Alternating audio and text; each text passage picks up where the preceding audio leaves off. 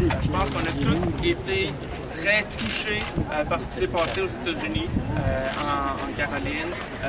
On s'est retrouvé avec une croissance de groupes néo-nazis et du KKK qui se sont réunis massivement aux États-Unis, comme ça faisait longtemps qu'on n'avait pas vu. Ces groupes-là se sentent légitimisés d'avoir un discours raciste, entre autres avec le fait que le président actuel est Donald Trump. Et ces groupes-là sont dangereux.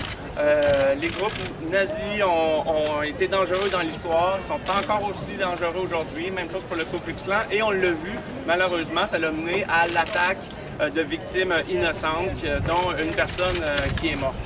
Alors, on se réunit dans ce cadre-là où, en même temps, au Québec, on a des personnes qui demandent asile.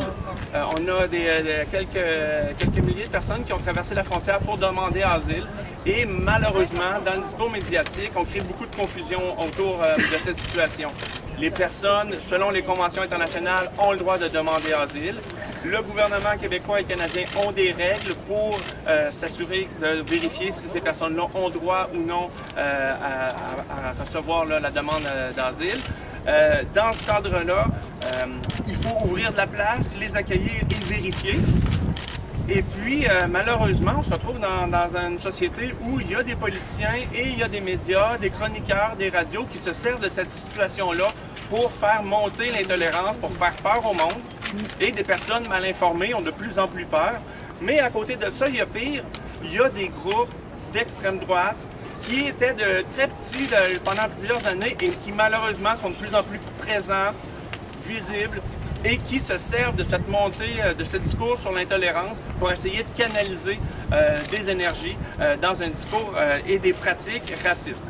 Alors, j'espère que j'exprime le point de vue de tous et de toutes ici en disant qu'on se réunit contre l'intolérance, contre le racisme.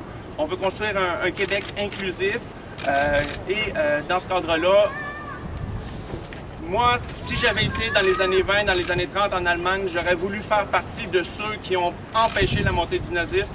J'espère aujourd'hui que c'est ce qu'on souhaite aussi. Le Québec qu'on veut, c'est pas ce Québec-là, c'est un Québec pour tous. Merci.